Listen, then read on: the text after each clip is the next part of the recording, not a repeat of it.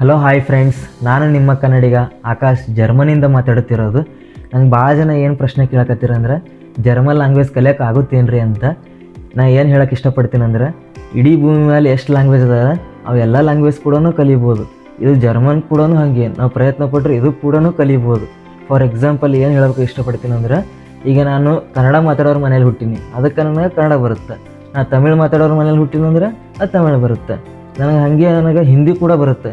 ಹಿಂದಿ ನಾನು ಎಲ್ಲೂ ಕಲ್ತಿಲ್ಲ ಬಿಟ್ಟಿಲ್ಲ. ಅದು ಹೆಂಗೆ ಬರುತ್ತಂದ್ರೆ, ನಂಗೆ ಸರೌಂಡಿಂಗ್ ಎಲ್ಲ ಸ್ವಲ್ಪ ಜನ ಹಿಂದಿ ಮಾತಾಡೋರು ಅದಾರೆ, ಮತ್ತು ನಾನು ಹಿಂದಿ ಫಿಲ್ಮ್ ಓದೀನಿ, ಹೀಗಾಗಿ ನನಗೆ ಹಿಂದಿ ಬರುತ್ತೆ. ಇದು ಕೂಡ ಹಾಗೆ, ಜರ್ಮನ್ ಲ್ಯಾಂಗ್ವೇಜ್ ಕೂಡ ಹಾಗೆ. ನಾವು ಜರ್ಮನ್ ಡೈಲಿ ಪ್ರಾಕ್ಟೀಸ್ ಮಾಡಿದರೆ ಬರುತ್ತೆ. ಅದಕ್ಕೆ ಮೊದಲು ಏನು ಮಾಡ್ಬೇಕಂದ್ರೆ, ಜರ್ಮನ್ ಲ್ಯಾಂಗ್ವೇಜ್ ಕ್ಲಾಸ್ ಹಚ್ಚಬೇಕು.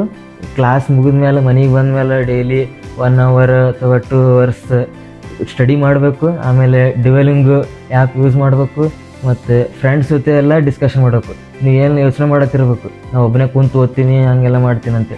ಅದು ಸಾಧ್ಯನೇ ಇಲ್ಲ. ಒಬ್ಬನೇ ಕುಂತು ಓದಿದ್ರೆ ಒಟ್ಟೆ ಆಗೋದಿಲ್ಲ. ಅದು ಗ್ರೂಪ್ ಡಿಸ್ಕಷನ್ ಬೇಕೇ ಬೇಕು. ಮತ್ತು ನೀವು ಡೈಲಿ ಸೋಷಿಯಲ್ ಮೀಡಿಯಾ ಯೂಸ್ ಮಾಡ್ತೀರಿ. ಈಗಿನ ಕಾಲದಲ್ಲಿ ಎಲ್ಲರೂ ಸೋಷಿಯಲ್ ಮೀಡಿಯಾ ಅಂತೂ ಭಾಳ ದಿನ ಡೈಲಿ ಭಾಳ ಅಂದ್ರೆ ಭಾಳ ಯೂಸ್ ಮಾಡ್ತಾರೆ. ಅದಕ್ಕಾಗಿ ನಾವು ಜರ್ಮನ್ ಲ್ಯಾಂಗ್ವೇಜ್ ರಿಲೇಟೆಡ್ ರೀಲ್ಸ್ ಏನಾರು ಲೈಕ್ ಮಾಡ್ಕೊತ ಹೋಗೋದು.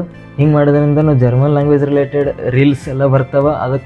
ಅದರಿಂದ ಕೂಡ ಸ್ವಲ್ಪ 30% ಇಲ್ಲ 20% ಕಲಿಬೋದು. ಅದರಲ್ಲಿ ಗ್ರಾಮರ್ ಆಯಿತು, ಏನಾದರೂ ಸೆಂಟೆನ್ಸ್ ಆಯಿತು, ಪಾಡ್ಕಾಸ್ಟ್ ಬರ್ತವೆ, ಅದೆಲ್ಲ ನೋಡ್ಕೊತ ಹೋದ್ರೆ ಸ್ವಲ್ಪ ಆದರೂ ಕಲಿಬೋದು. ಹಿಂಗೆ ನಾವು daily German language related movies ಮತ್ತು ಪಾಡ್ಕಾಸ್ಟು ಸ್ಟೋರೀಸು ಓದ್ಕೋತ ಹೋದ್ರೆ ಆರಾಮ್ ಪರ್ಫೆಕ್ಟ್ ಆಗ್ತೀರಿ. ಒಟ್ಟಿನಲ್ಲಿ ಏನು ಹೇಳ್ಬೇಕಂತ ಇಷ್ಟಪಡತ್ತೀನಿ ಅಂದ್ರೆ, ಕುಂತರು ನಿಂತರು ಜರ್ಮನ್ ಲ್ಯಾಂಗ್ವೇಜ್ನ ತಲೆಯಲ್ಲಿರಬೇಕು. ಹಿಂಗೆ ನೀವು ಮಾಡ್ಕೋತ ಹೋದ್ರಂದ್ರೆ ಆರಾಮ್ ಪಕ್ಕ 1 year ಜರ್ಮನ್ ಲ್ಯಾಂಗ್ವೇಜ್ ಕಲಿಬೋದು.